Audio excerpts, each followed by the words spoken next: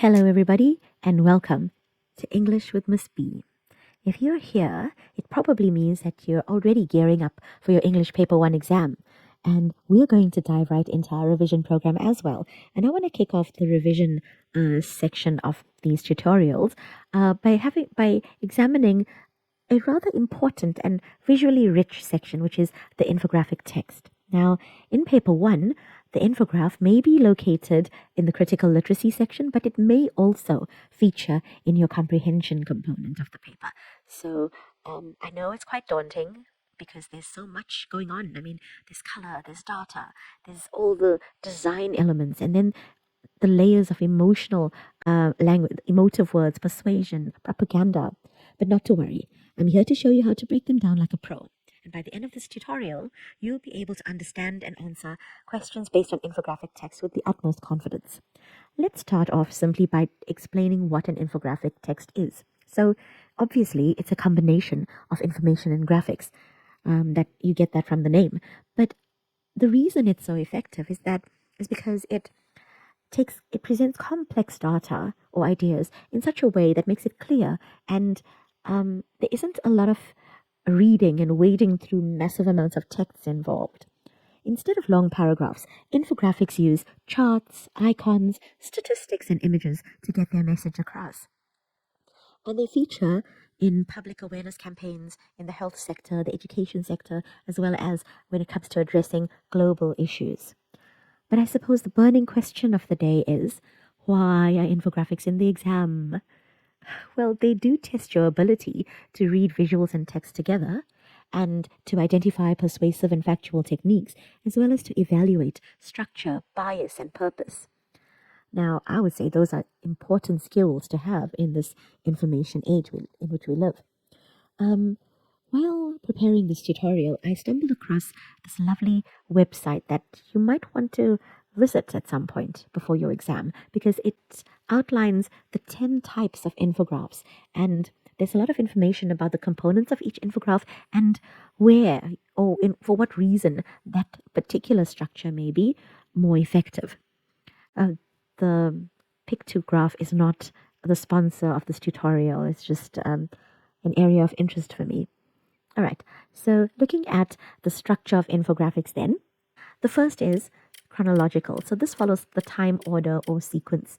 So information is collated according to some sort of indication of time. The second is the hierarchical arrangement, where information is arranged by rank, importance, or level. The third type of structure is the problem-solution structure, which presents an issue or problem and then offers ways to fix it. The fourth type is the cause and effect structure, which shows what caused something to happen and then the consequences of that event. And the fifth type of infographic structure would be the comparative structure, where two or more ideas are compared or contrasted. Now, from Pictograph, I've selected 3 types or 3 examples for you to have a look at. The first is the timeline infographic, and that's where the timeline, you can see the S pattern of how the information is set out. So the layout is quite interesting, and each moment in time that's significant to the topic is marked by the date stamp and the event, as well as a smattering of lovely visuals as well. So it's a good use of space while presenting information in a fun way. It looks like a fun way to present information. The next type is the process infographic, where you are taken through a particular process, a step-by-step how-to sort of information. But you'll notice that you have little subheadings, and then you have the icons that summarize and condense information quite succinctly. And on the right-hand side, you have pictographs. Now, we're going to be looking at what pictographs are in a moment, but understand that they are a visual representation of statistics. The next example is the map infographic. Now, I really like this one because it connects us directly to the region and the information about that region without us having to do too much of work as readers. So it's also quite visually appealing, I think. Moving on then, irrespective of the type of infographic, all of them have a few elements in common, and we're going to look at the commonalities between these infographic texts you get. They share common features, and we're going to look at them as key features in this portion of the tutorial. So you have the title and the subheading. These introduce the topic as well as set the tone for the rest of the infographic text. Obviously, they give us a clue as to what the text is all about. Icons will always feature in an infographic text, and they are simple visuals that represent ideas in the text. Most infographic text contains some sort of data, and it's presented in the form of graphs or charts, like the bar graph or the pie chart. Now, color psychology and typography are two sections that you are going to encounter, or you will have to discuss, whether it's an advert, a social responsibility campaign, or even a cartoon, not to mention the infographic text itself. So color sets the tone or mood. There you have each color has a positive or negative connotation, and it has multiple uses as well. So we're going to go to color theory pretty soon when we get to the advertising tutorial. But for now, understand that color is often used symbolically. For example, the color red could symbolize danger in one context, whereas in another context, it could symbolize love, like during Valentine's Day, for instance. Then we get typography. Now, typography is not just the font. Typography has to do with the aesthetic of the lettering. How aesthetically pleasing is the lettering? It also kind of speaks to the demographic because it's linked to demographic in several ways. Like, for example, if it's a product for a baby care, or it's a baby care line or something to do with toys for little children, it won't have angular lettering. And in fact, it might have rounded lettering, and it may be in pastel colors. So typography features quite prominently in visual literacy.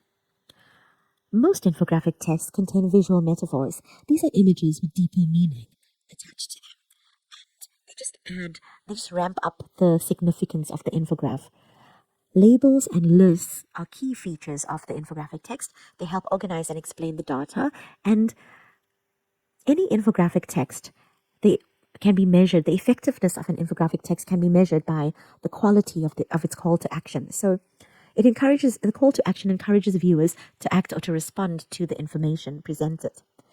Now, when building an infographic text, one should always ensure that we source the information from credible sources that are trusted. Also, when we are analyzing infographic text, we need to ascertain whether the information was sourced from a reliable company. Now, before getting into the rest of the tutorial, I just want to clear up a bit of confusion. I must apologize for the poor quality of this slide. It was generated by AI. But I want to distinguish between pictographs, icons, and emojis, because even though they may look similar, they actually they have different functions, completely different functions. So the first thing we're going to talk about is the pictograph. Now, a pictograph, a pictogram, is all about data. So it is used repeatedly when presenting stats. So each pictogram may represent a particular number. For example, here in this slide, this is actually meant to be an apple. So one of these little pictures or pictograms represents 2 apples. So in this example, Tom has 4 apples, and so does Sarah, even though there are only 2 apples represented here. I know it seems like such a ridiculous example, but it does illustrate how pictographs work, or pictographs work. Now, you will see pictographs in infographic text, but also in textbooks and even in survey documents. The next type of icon, or the next type of drawing, I would say, is an icon. It's a simple stylized image representing a concept, tool, or function. So these are the kind of little images you see on websites, on apps, or in instruction manuals, such as the printer icon or the search icon. Now, these are not about numbers. They're about the function of a particular app. An icon tells you what something does or represents, right? It may be a tool, it may be an action, or an idea.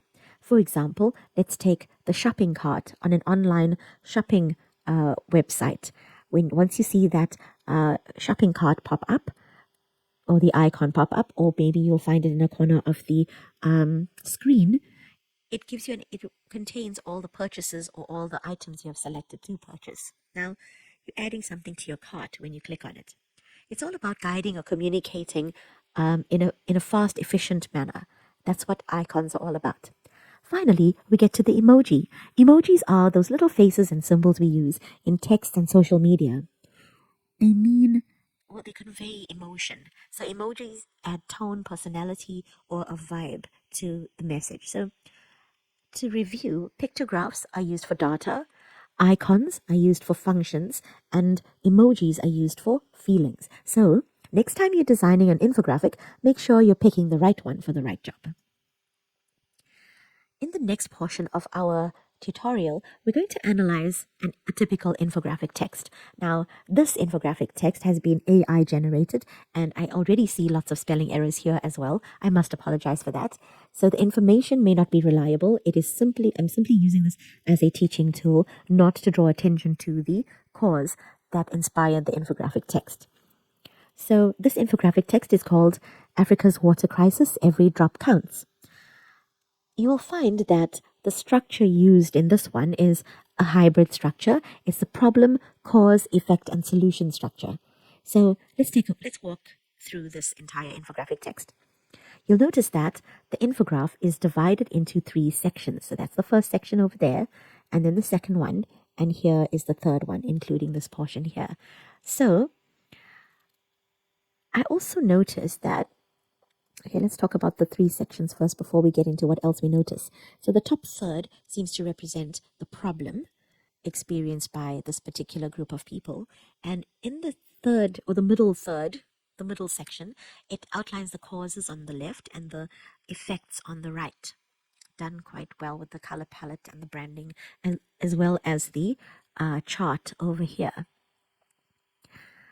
In the bottom section, or the bottom third of the infographic text, the solution or the list of solutions are presented. I think that this is meant to be rainwater.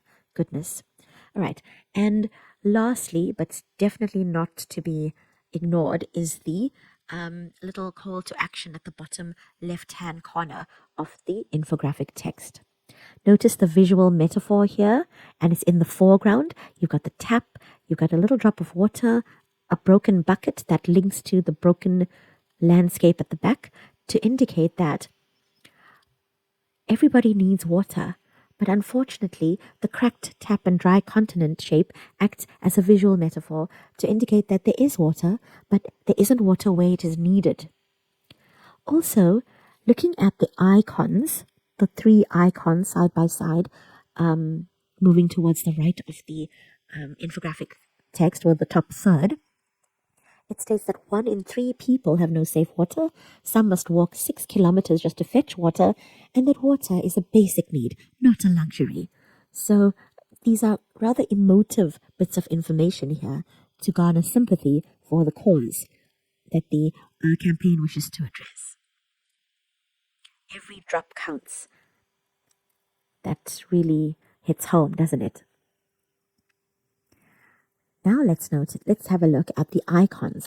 Notice these icons in the middle third to indicate the causes of the water crisis. It's climate change, poor infrastructure, conflict, underinvestment by larger corporations.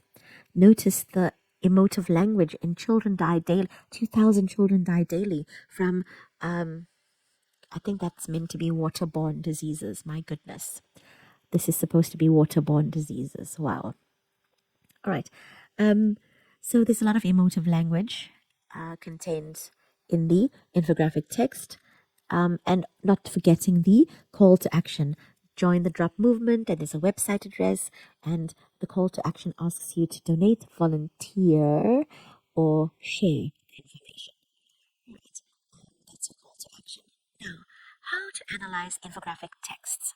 Well, here are your exam tips. 1. Identify the purpose. Is it to inform, persuade, or to warn? 2. Describe the structure.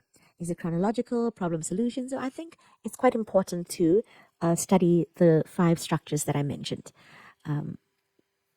You would do well to talk about the structure because it is a visual and verbal kind of text. So there will be a question on structure. Analyze visuals and the language. So you're going to have to take a deeper look at, or a closer look at, the elements in the infographic text. The icons, the color, the metaphors, the graphs, the emotive language. Fourthly, evaluate the reliability of the information. Look for sources. Are they trustworthy? And look for a call to action. What does the text want you to do or feel about the subject under discussion? And your final tips for success: always refer to both the text and the image in your answer. Try and structure it logically, referring to the text and everything that you need to discuss under the text portion, and then go on to the image and the illustration. Well, the image is the illustration, and talk about what's happening in the illustration. Please try to use quotes to substantiate your answer. Quotes from the infographic to back up what you're saying and to draw attention to what you're saying. Use visual descriptions as evidence.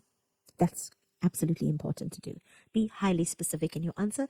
Please avoid waffling and try and write as succinctly as possible. Don't go into elaborate, long-winded explanations like I'm doing right now.